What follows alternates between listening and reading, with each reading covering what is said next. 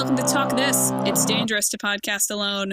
I'm your intro host, Madelyn, and welcome to Side Quest episode this week. You know the drill. It's 5 topics apiece. That's 10 topics for a minute apiece. That's 10 minutes. It's going to be a great 10 minutes this week, folks, so let's jump on in. So first off, I just want to apologize because I just finished Nier Automata, and I may be talking about it a lot just because it's on my mind. But I was thinking about while playing this game, like levels that suck, and like levels that suck within actual like fun, good games, and if there's actually a reason for those levels being designed, because there's a certain moment in Nier where like all of your combat functionalities are sort of taken away from you. And it reminded me a lot of the infamous now Final Fantasy 15 level 13 or chapter 13, where you're alone, you have none of your weapons, and you're just wandering through endless corridors where someone just talks at you. And it's like both these things go towards an effect and the truth of what that character is feeling and experiencing, but the difference is that Final Fantasy's level 13 just goes on way too long to be able to sustain a player in that state. So, you know, oops.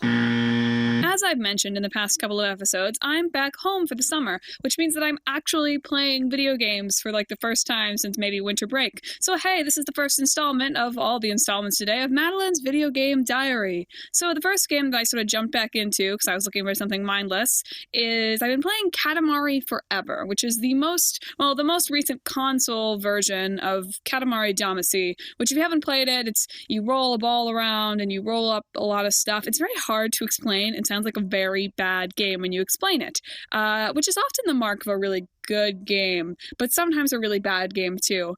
But Katamari, which I'm not realizing and I'm a little pissed about, hasn't released a new like full console game since Katamari Forever in 2009.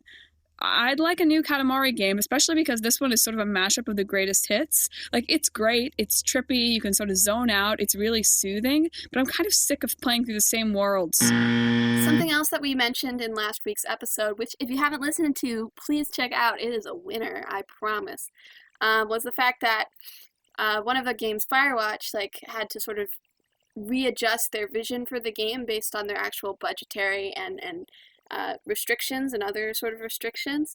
But I feel like the fact that they had those restrictions actually helped them sort of focus the game in and make it actually a stronger game overall than trying to shove all this stuff in there that perhaps wouldn't have made it quite as unique of an experience to go through. And I'm sure there's a lot of indie games that have sort of experienced this process in creating their games of being like, oh, we want this and this and this, then realizing that that's way beyond their resource and manpower to ever pull out. We mentioned in our Oxenfree episode that they wanted to put a dog in, but just couldn't do that and also have the characters walk at the same time. But that's sort of an admirable, amazing thing to do. Okay. Video Game Diary entry 2. So I also played some Call of Duty this week, which, if you know me or you've listened to a lot of our episodes, you'll know that we didn't grow up in like a traditional shooter game household. Like those were not really the games that we played. And I've discovered, as I discover every time that I play these games, that I am very, very bad at them. Like, usually I can sort of jump into a video game and I'll figure it out, and I'm like, you know, I've got decent hand-eye coordination, so it's fine. But with these ones, I'm just really bad. Particularly what I am realizing that I have trouble with, and I'll talk about this later too, is moving the right stick around so I'm looking where I should be looking. I am not good at that. I am not good at aiming. I'm particularly bad at aiming when I'm up close to an enemy, which seems wrong. Seems like it should be pretty easy there. I wish the game would like lock on when I'm really close. But that's just me being a sore loser. Conclusion, if you want to feel good about yourself and win something, challenge me to a game of Call of Duty. You know what's a admirable, perhaps not amazing thing that happened? I think I've said those words like 5 times in every single one of these ones, but never mind. Is that Madelyn actually gave The Last of Us a shot the other day. And when I played it, I was really bad at it also. But Madeline is also really bad at it. And having played through the whole game, gotten better at it as I went along, it's sort of funny to see her sort of struggling with the controls. Sorry, Madeline. Um, but third-person shooters aren't our natural habitat. I have sort of made a space for myself in there that I managed to do it with. For me now, first-person shooters are the uncharted ground that I really think I will never be able to conquer and do well at. Malin actually has played some like Call of Duty, which I think is first-person, and so she would probably be better than me at that. But in terms of third-person shooters, you'll get there, Malin. You'll get there, I promise. Maybe. Video Game Diary Entry 3. Emma and I went to GameStop this week because we were hoping to find a new, or not even a new game, but a new to us game that we could play together so that like we could have some like sister bonding fun now that I'm home instead of just sitting and watching endless hours of TV as I have been doing, that we could play video games together. And we looked all around GameStop and we really couldn't find anything that struck our fancy, which if you've been listening to Talk This is not that surprising. Here I am on my high horse about local co-op again. But here's something that really got under my skin. So one of the games that Emma and I, or the series that Emma and I loved to play as kids was X-Men Legends and Marvel Ultimate Alliance. We're superhero nerds, we're multiplayer nerds, just sort of a beat 'em up kind of game. It's great when you're like bad at shooters, like I just said I was. So we went to look for those on the PlayStation Network, and Marvel Ultimate Alliance is there, which is exciting, except that they've turned it into just online co-op. I feel personally betrayed. You took the game, and you removed the feature that I love. So I know Mounds talked about music in video games before, but I just played two of the best soundtracks in video games ever. Persona 5, and yes, I'm talking about again, Nier Automata. And thinking about it, it's like, it's not even that it's just good music, which it is. I say listen to Rivers in the Desert and Vague Hope, Cold Rain, or Bipolar Nightmare, and you will see what I mean. But it's the fact that the music actually serves the sort of narrative purposes and themes and tone of the game. Like when you hear those songs later, it's not just like, oh man, that's a beautiful song, although you clearly hear that too, but you actually remember the points when it played. Like that song really enhanced the feelings of what was happening on the screen at that time. And you remember things based on like, oh, that plays when I'm in the desert, I remember that. Or, oh, that played during the final boss, I remember that. And it's like bringing that feeling of excitement and thrill back to you from when you were playing the game just through the music that was playing, and that's incredible. Video Game Diary Entry 4. I'm writing a lot of diary entries this week. It's kind of a theme.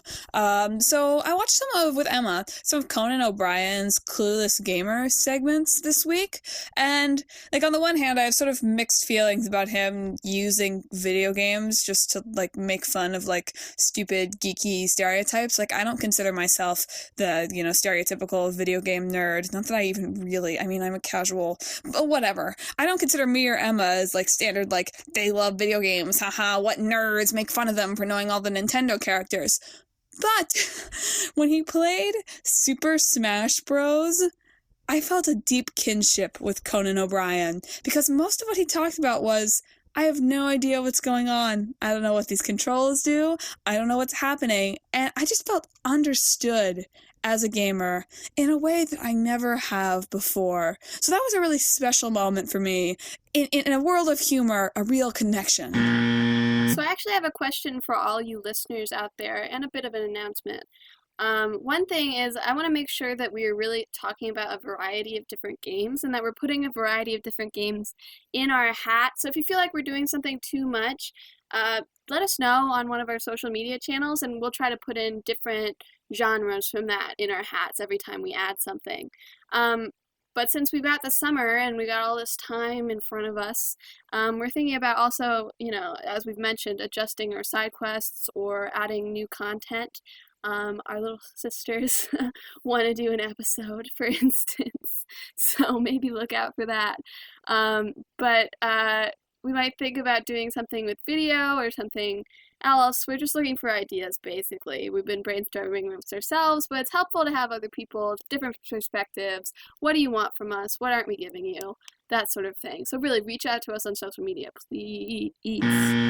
Video Game Diary number 5, last one, folks. So if you've been following our Instagram feed, you'll see on our most recent trivia on Friday that I have started The Last of Us, which I realize is a PS3 game and isn't really that new anymore, but feels like a new game for me who never plays new games. So give me some credit. Just a recap of, I've literally played maybe 2 hours of the game. But here's where I'm at right now. I'm going to be real bad at this game. Like I talked about with Call of Duty, not very good at shooting and aiming, so I've already run into some situations where I should have been able to kill enemies and just did a really bad job. And I'm just also not very good at navigating. What I'm trying to tell you folks throughout these video game diaries is that despite hosting a video game podcast, am I very good at video games? I thought I was once.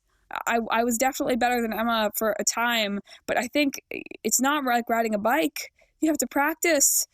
Oh, it's going to be a long summer. It's your other host, Emma. Thank you so much for listening to our episode. As always, we will have another full length for you next week with Spyro and Just Dance, which will be something. It'll be something. We really got to start picking some better meshing games out of the hat. But we'll come up with something. But we hope you enjoyed our side quest. We want to remind you, as always, to follow us on all of our social media channels: Facebook, Twitter, Instagram. If you heard our request for recommendations for what we should add to the podcast this summer, please shoot a message our way. We will update our show notes eventually on our website, which is talkthispodcast.com. And, from me and Madelyn, we hope you have a great day.